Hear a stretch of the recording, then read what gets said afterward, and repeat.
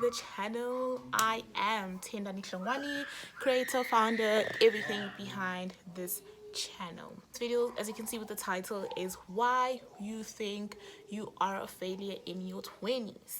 Let's just jump onto the video and have like, number one is definitely not knowing what you want to do. And let me tell you, it's okay. It's okay. I don't know how many times I beat myself up, not sure if actually I want to be a business owner, not sure if I actually wanted to further my studies, not sure if I wanted to actually go into the corporate world, work for somebody else. And I still have those questions, but they're not as loud as they were when I was in varsity. Pressured from myself. The pressure was coming from myself, and I created the pressure myself, and I created through seeing other 20-year-olds doing well, seeing other 20-year-olds well off, seeing other 20-year-olds having their lives figured out and everything. So number one is definitely not knowing what you want to do, and it's okay, guys. We only 20, we are only in our 20s, and we are not obligated to have it figured out. Maybe our circumstances do actually become a pushing factor, because some of us are not from, like, dependable or reliable households, when you know that no matter what happens, I know my grandparents got my back, or my parents, or a family member has got my back. Some of us really don't have any of that, so it becomes a pushing factor, to know what you want, or to at least know what you plan to do to get where you want to go. Number two is pressure. Pressure can be from your parents, your family, even your friends. We find ourselves in circles whereby people, maybe they don't intentionally mean it, but they do make you feel, we need to do this. Let's ham in my big boys. We need to chill with the big boys. We need to chill at the big spots. And knowing that financially it's not good. You can't do things that your friends can do. You can't live the lifestyle that your friends want to live. And it's okay to always aim high, but you must know where you stand. You must accept the reality. This is who I am. This is where I stand. I don't have the financial means, and that's one of the things that make us feel like, oh no, I'm a failure. I'm not doing well. I don't have it figured out. I mean, my friends can go out to luxurious restaurants, wear luxurious brands, and look cute, and meanwhile I feel like I'm basic. And you're not basic, but it's just that you are accustomed to think that you're a failure because you don't have 1, 2, and 3, so that's the second thing that makes us feel like we are failing in our 20s. Number 3 is comparison. Comparison is the thief of joy. Everybody knows it. It has been said in centuries, through decades, that comparison is the thief of joy. Don't compare yourself, because the minute we compare ourselves is the minute we start feeling like, oh, she's got this, oh, he's got this, oh, I don't have it, oh, I'm a failure. Sorry for shouting, but I'm just trying to emphasize on how when we start comparing ourselves to our friends, to our circle, people around us, people that we see on social media, or people that we grew up with doing so well with their lives, we start feeling like, shit, what am I doing? And it becomes it's pressure in a bad way. It's pressure in a bad way. There's good pressure and there's bad pressure.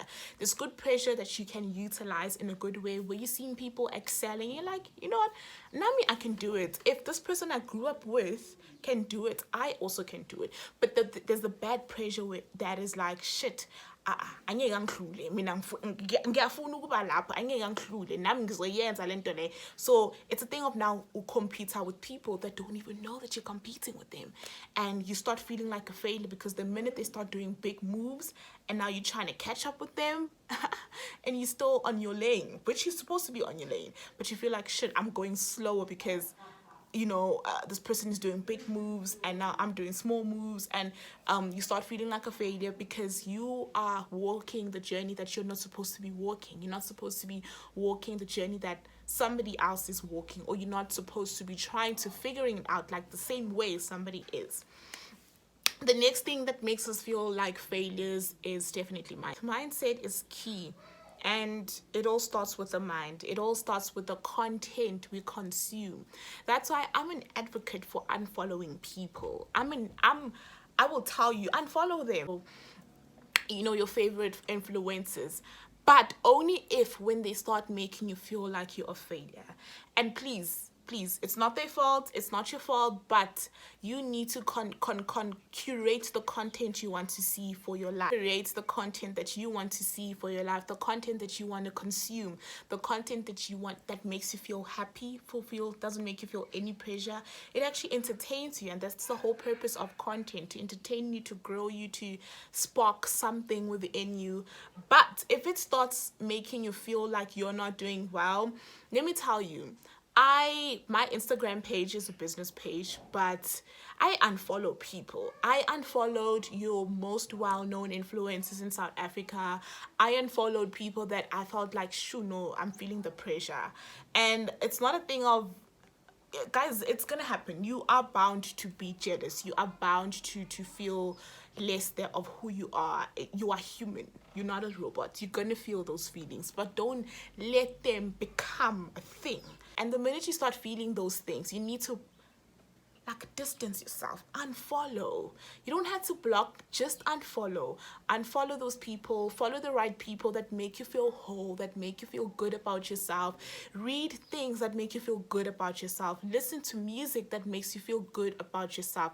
Listening to good music, eating good food, waking up early, training your mind. And I feel like we also put pressure on ourselves, when it comes to weight loss or weight gain. I've always wanted to lose weight for my entire teenage life, from high school to varsity, and now I'm still at the same point. But I tell myself that the only way I can actually break the habits of laziness and procrastination is to actually get up and take a walk around the block, because it starts on a small scale. And the reason why I want to do that is so that I can train my brain. So brain siyavuka, ngenkani, we waking up, dog. So don't put pressure on yourself to boom, gym, full blown weights, smoothies, six pack, the glutes. Nah, start small. That's the reason why we also feel like failures, because we wanna fetch our dreams big, on a big scale. We want to do it on a big scale and forgetting the process. The process is to start small, is to learn small by small, so that you can be intentional and mindful about the lessons that the process teaches you. So mindset is key. Being with the right people, having conversations with the right people. I'm just saying that surround yourself with the people that make you feel good. Surround yourself with people that actually make you feel like you belong, not people that make you feel like, shoo, now I need to get that vlogging camera because Beyonce sekaqala ukuvlogger, man. Hey, pressure ngiyayuza manje. You start feeling like you're a failure, and you forget ukuthi Beyonce and they've got resources.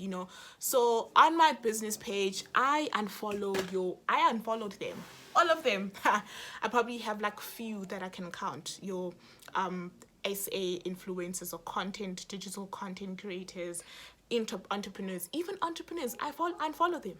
I unfollow them because I feel the pressure, unnecessary pressure. So I can't stay off social media because my business, my income is 100% from that. So, but the only way I can manage it is to unfollow the content I do not want to. It's okay, and it's not that they bad people. They're amazing people. They've got an audience that loves them tremendously.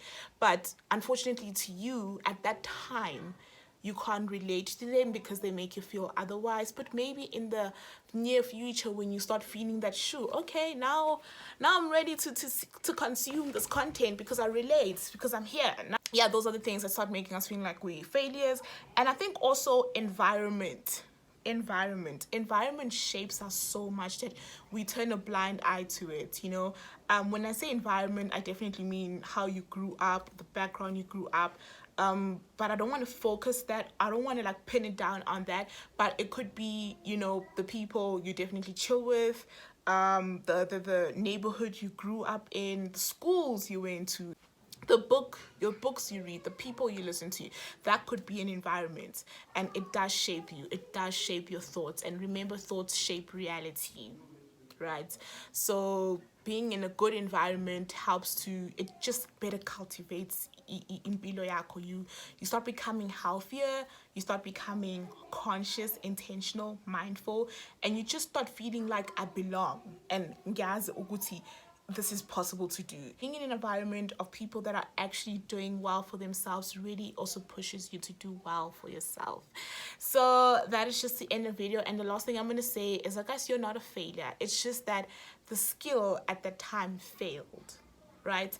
And one thing about skills, one thing about lessons, they will keep repeating themselves until you get it right. And so I hope you guys enjoyed the video. So remember that you're not a failure. You are doing exceptionally well for yourself, and you can also achieve the things that everyone else is achieving. I mean, I thought I was a failure my entire life. I was depressed, anxiety, imposter syndrome, self-doubt, no confidence, felt ugly. Hey, isn't Disney? But look at me today. And I'm still a work in progress, and I'm still vowing to myself that impilo mina ngizoyiphila.